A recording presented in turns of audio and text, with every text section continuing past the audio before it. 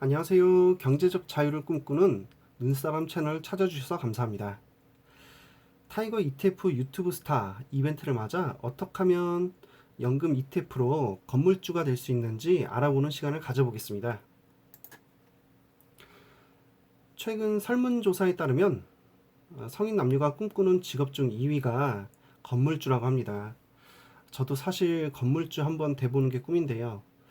현실은 아파트 융자만 1억입니다. 전세만 간신히 벗어나 살고 있는데요. 10억이 넘는 상가나 부동산을 가지긴 쉽지가 않죠. 보시는 화면은 제가 운영하는 연금 ETF 계좌인데요. 일정 비율 나누어 종목을 운영하고 있습니다. 우연히 세 번째 코덱스 거만 마이너스인데요. 타이거 ETF 많이 이용해야겠지요. 연금 ETF를 운영하면 여러 가지 상품부터 해외 추종 주식까지 골고루 안정적으로 섞을 수 있습니다. 나스닥, 다우, 10년 국채 다들 아는 종목이시지만 마지막 네 번째는 조금 낯선 종목이 있죠. 오늘 소개시켜드리고자 한 것이 바로 이 타이거 부동산 인프라 고배당 ETF입니다. 그렇다면 왜 굳이 이 상품을 연금 계좌에서 운영, 즉 매매해야 하느냐? 그래서 한번 비교해 보겠습니다. 일단 운영하게 되면 1년에 분기별로 4번 받는 분배금에서 세금을 내게 되는데요. 이것에서 큰 차이가 나게 됩니다. 대한민국 국민으로서 당연히 분배금을 받게 되면 일반 계좌에서는 15.4%의 세금을 원청 진수하게 되어 있습니다. 그러나 연금 계좌에서는 비과세, 정확히 말씀드리자면은 과세가 이연되는 거죠.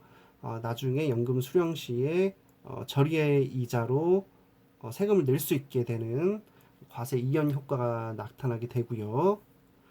다음 소득공제 혜택에서는 당연히 일반 계좌에서는 소득공제 혜택 없습니다. 그러나 연금 저축계좌나 퇴직연금 계좌에서는 400만 원에서 퇴직연금 300만 원을 합치면은 700만 원까지 소득공제 혜택을 볼 수가 있습니다.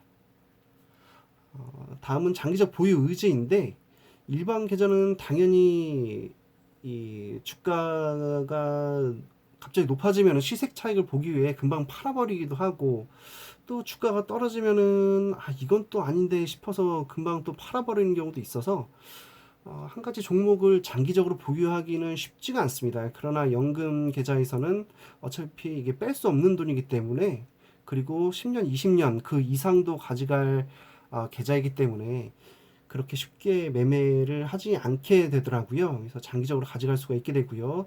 마찬가지로 받는 배당금이나 분배금 역시 금방금방 일반 계좌에서는 빼서 소고기 많이 사 먹었는데요. 연금 계좌에서는 그 상품 내에서 빼기가 쉽지 않기 때문에 역시 바로 재투자에서 복리를 볼 수가 있습니다. 그래서 지금까지 왜 우리가 이러한 ETF를 연금 계좌로 운영해야 되는지 설명드렸고요. 건물주를 꿈꾸는 우리들의 현실적인 대안인 타이거 부동산 인프라 고배당 ETF에 대해서 간략하게 알아보겠습니다.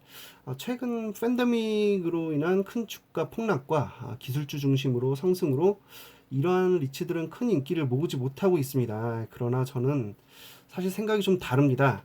이렇게 인기가 없을 때 5%가 넘는 고배당 리츠를 연금으로 모아가야지 나중에 고밸류가 되어서는 사실 모아가기가 매우 늦습니다.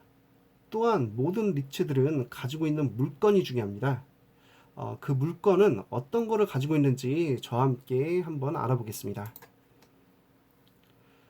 제일 비중이 많은 것은 맥쿼리 인프라로 15%가 넘네요.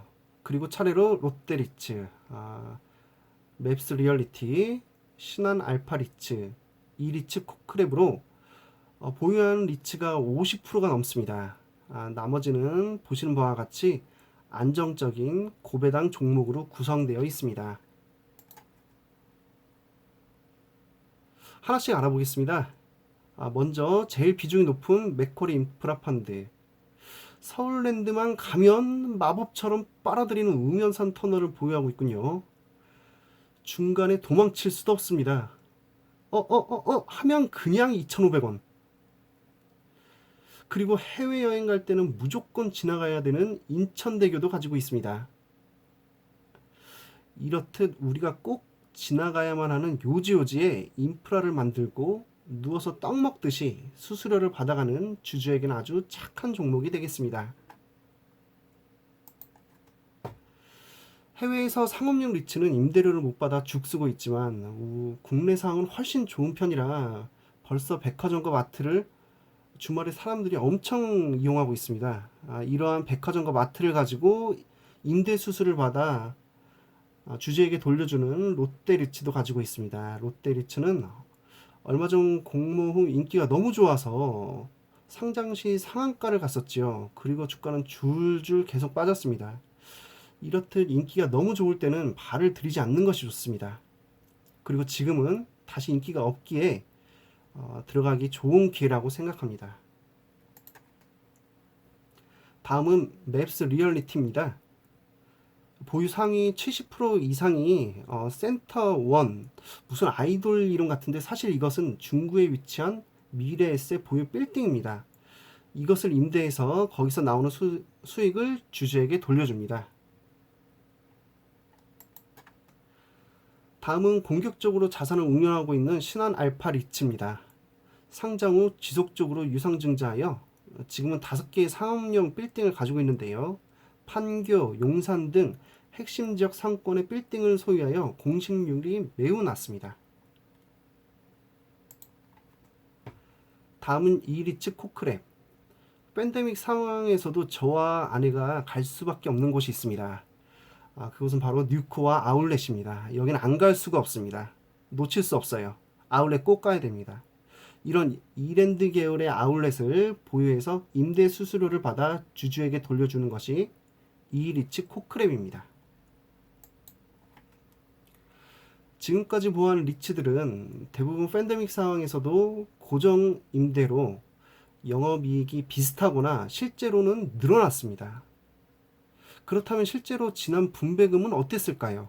지금까지 3분기 동안 180원을 분배했고 이번 분기에 보수적으로 잡아도 80원을 분배한다고 가정시 영 260원을 분배하게 되어 공모가 5,000원으로 계산을 해도 5.2%, 현주가로는 당연히 그 이상을 수익을 돌려줄 것 같습니다. 상장 후 주가 흐름입니다. 일정 가격이 유지되다 팬데믹 이후 주가는 폭락하였고 아직도 공모가에도 못 미치는 가격이네요.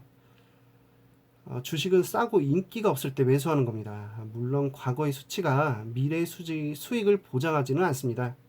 무조건 기술주나 폭등주에만 관심을 가지지 마시고 이런 고배당 ETF도 관심을 가져주시기 바랍니다. 주식은 인지조합입니다. 아는 것에만 투자하고 내가 좋아하는 것에만 매수하면 되는 겁니다. 좋아 보이는 것만 매수하면 돼요. 연금 계좌에 빌딩을 넣을 수는 없지만 든든한 타이거 부동산 고배당 ETF를 넣어 받은 분배금을 또 재투자해서 충분한 복리 효과를 누리시길 바랍니다. 감사합니다.